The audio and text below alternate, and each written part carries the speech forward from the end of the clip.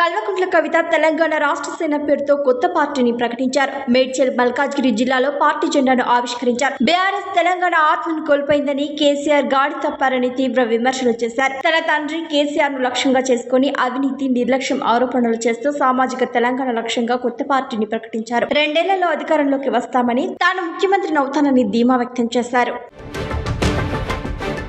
BRS party Kalvakuntla Kavitha కొత్తగా ప్రకటించిన తెలంగాణ రాష్ట్ర సేనపై వ్యంగ్యంగా స్పందించింది. కోల్గేట్ బిస్లరీ ఉదాహరణలతో ఒరిజినల్ ఎప్పటికీ ఒరిజినలే అంటూ ఎక్స్ లో సటారికల్ పోస్ట్ చేస్తుంది. తామే అసలైన తెలంగాణవాద పార్టీ అని, ప్రజల్లో తమ బ్రాండ్ కి ఆదరణ అవుదని పరోక్షంగా పేర్కొంది. ఈ పరిణామంతో తెలంగాణ రాజకీయాల్లో టీఆర్ఎస్ పేరు చుట్టూ కొత్త చర్చ మొదలైంది.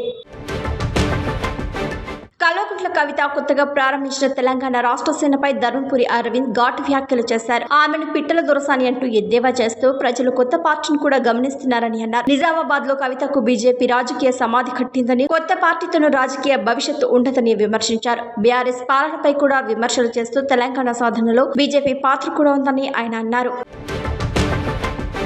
టీజీఎస్ ఆర్టీసీ 3 రోజుల సమ్మెను విరమించింది. డిప్యూటీ సీఎం మల్లుభట్టి విక్రమార్క నేతృత్వంలోని మంత్రుల కమిటీతో చర్చలు సఫలమవడంతో సమ్మె ముగిసింది. ప్రభుత్వం 11% ఫిట్మెంట్, పెండింగ్ పీఆర్సీ ఉద్యోగుల విలీనంపై కమిటీ ఏర్పాటు, గుర్తింపు ఎన్నికలకు హామీ ఇచ్చింది. ఏప్రిల్ 22న ప్రారంభమైన నిరవధిక సమ్మె ముగియడంతో ఇవాళ ఉదయం నుంచే బస్సులు రోడ్డెక్కాయి. ప్రయాణికులు ఊపిరి పీల్చుకోగా కార్మికుల డిమాండ్లపై ప్రభుత్వం సానుకూలంగానే స్పందించింది.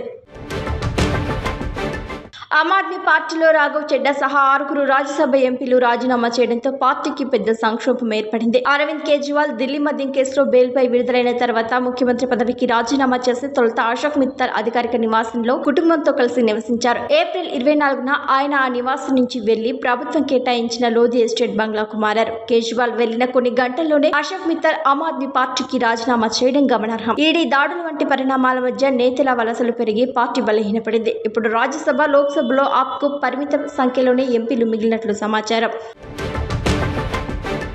రాఘవ్ చెడ్డా బీజేపీలో చేరిన తర్వాత ఆమ్ ఆద్మీ పార్టీని భయంతో కాకుండా కేజ్రీవాల్ విధానాల వల్లే వీడినట్లు తెలిపారు. పార్టీ సరైన మార్గంలో లేదని, కార్యకర్తలు నిరాశ నిస్పృహతో బయటకు వస్తున్నారని విమర్శించారు. శీష్ మహల్ వివాదం పార్టీ ప్రతిష్టను దెబ్బతీసి ఢిల్లీ ఎన్నికల ఓటమికి కారణమైందని అన్నారు. అవినీతి పరుల చేతిలో పార్టీ పడిపోయిందని, వ్యక్తిగత ప్రయోజనాల కోసమే పనిచేస్తోందని ఆరోపించారు.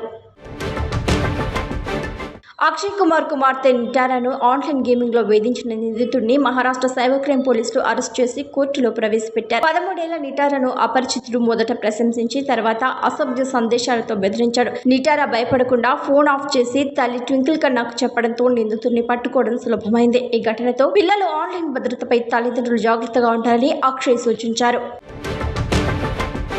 టాలీవుడ్ నటుడు జేడీ చక్రవర్తి గాయపడ్డ సింహం ప్రమోషన్లో భాగంగా శివ సినిమా షూటింగ్ మొదటి రోజు జరిగిన సంఘటనను గుర్తు చేసుకున్నారు. ఫైట్ మాస్టర్ డిజైన్ చేసిన ఎఫెక్ట్ ను కొత్త దర్శకుడు రామ్ గోపాల్ వర్మ తిరస్కరించి సహజత్వాన్ని కోరడంతో అప్పట్లో చర్చనీయాంశమైంది. హీరో నాగార్జున వర్మ ప్రతిభను నమ్మి పూర్తి స్వేచ్ఛ ఇవ్వడంతో ఆయన ఈ స్థాయికి ఎదిగారని తెలిపారు. వర్మ ముక్కుసూటి వ్యక్తి, తన విజయంతోనే సినిమాలు రూపొందించే దర్శకుడని జేడీ ప్రశంసించారు.